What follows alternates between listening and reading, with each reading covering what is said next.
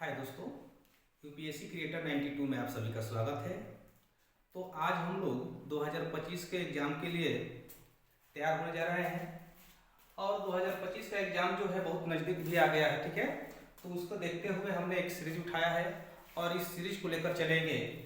और ये जो सीरीज चलेगा ना, वो आपके लिए एक रामबाण सिद्ध होने वाला है। ठीक है, तो इस सीरीज में सबसे पहले हम क्लास 10 का विज्ञान पढ़ेंगे, चैप्टर 1 जो रासायनिक अभिक्रिया एवं समीकरण है। ठीक है ना, तो इसमें सबसे पहले जानेंगे कि रासायनिक समीकरण किसे कहते हैं। ठीक है, रासायनिक समीकरण किसे कहते हैं। तो ध्यान से देखिएगा, किसी रासायनिक अभिक्रिया को अभिकारकों एवं उत्पादों के प्रतीकों व रासायनिक सूत्रों का प्रयोग करके प्रदर्शित करना ही रासायनिक समीकरण कहलाता है। ठीक है, तो इसको उदाहरण के माध्यम से समझेंगे और सही ढंग से समझ में आएगा।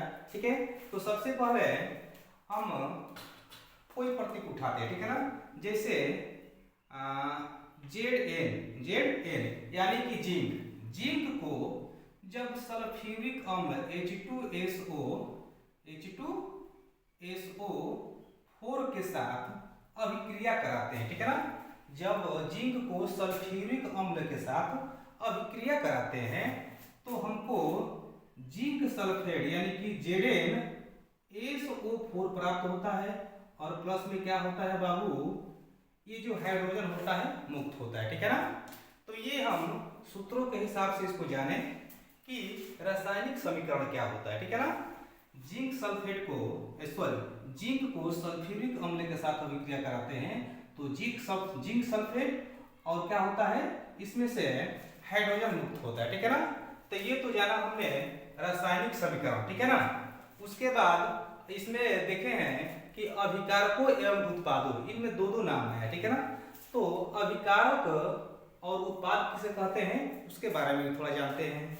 तो देखिए, अभिकारक लेकर चलते हैं।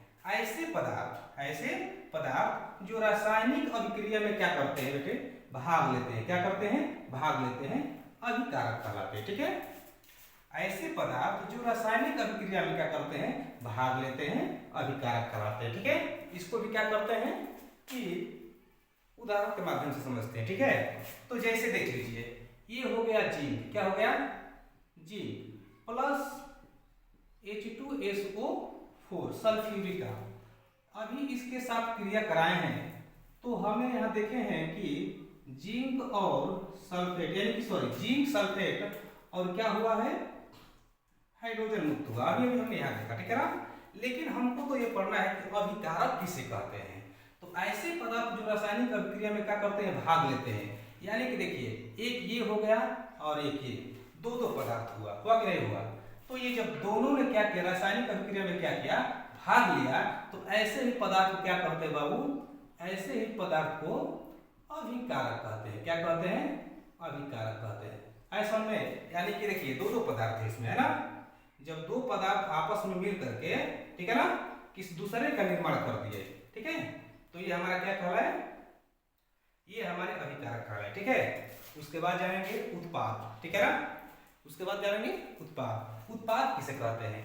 तो ऐसे पदार्थ जो रासायनिक अभिक्रिया के संपूर्ण होने पर, ठीक है ना, ऐसे पदार्थ जो रासायनिक अभिक्रिया के संपूर्ण होने पर प्राप्त होते हैं, इसको उत्पाद कहते हैं। क्या कहते हैं, उत्पाद कहते हैं। ठीक है ना, जैसे देख लीजिए, जैसे Zn प्लस H2SO4।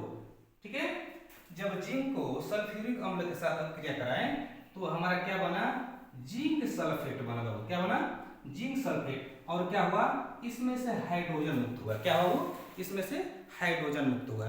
तो हमको हाइड्रोजन मुक्त होने से कोई मतलब नहीं है, हमको तो यहाँ देखना है कि उत्पाद किसे कहते हैं, उत्पाद किसे कहते हैं। ठीक है ना, तो ऐसे पदार्थ जो रासायनिक अभिक्रिया के संपूर्ण होने पर, जैसे कि हमारा रासायनिक अभिक्रिया है, यहाँ जाकर ये संपूर्ण हुआ। क्या हुआ है, संपूर्ण हुआ है। तो ऐसे ही पदार्थ को हम क्या कहेंगे, उत्पाद कहेंगे। यानी कि ये हमारा जिंक क्या हुआ, ये हमारा जिंक सल्फेट और ये क्या हुआ, ये हमारा दोनों क्या हुआ, उत्पाद हुआ। क्या हुआ बाबू, उत्पाद हुआ। तो आई होप ये आप लोगों को समझ में आ गया होगा। तो आज के लिए इतना ही, नमस्कार, और नेक्स्ट वीडियो में फिर मिलते हैं। तो बने रहिएगा, ये आपके लिए रामबाण सिद्ध होने वाला है। थैंक्स।